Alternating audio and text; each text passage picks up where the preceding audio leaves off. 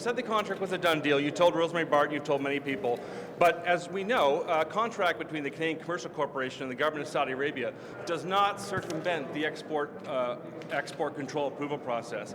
We have emails that were released by the Department of Foreign Affairs last year that show that Debbie Gowling, who's with Export Controls, she's a chief official there, she was asked by the government of the day, are there any red flags in this deal? And she said there are none, but I can't give you final assurances or final guarantees until we see the export applications. We have these emails. So that means that the export approval process, the thing that you signed last week, is the most important thing in the deal. How can you say that this was a done deal before you'd signed those export permits? We did not.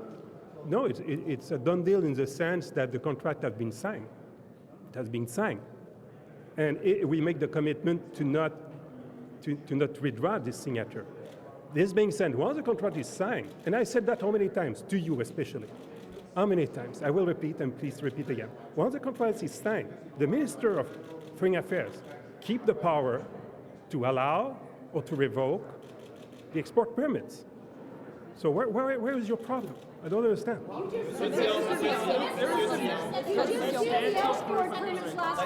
You just did the export permits. You could have changed your mind.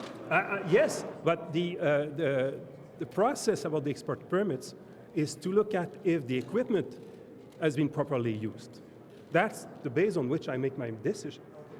Once you have accepted the contract, and it's what we did, and we said during the campaign we would do, then the Minister of Foreign Affairs must look at the export permits and receive recommendations about the way it is used by the country.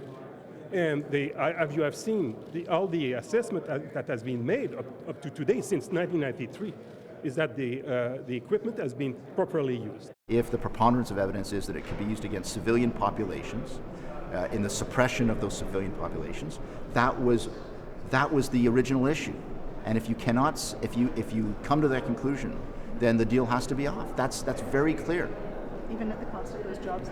I'm sorry, of course, every job is precious, but it's very clear that Canadians do not want to be involved directly or indirectly in the suppression of civilian populations who are seeking their civic liberties. What are the penalties?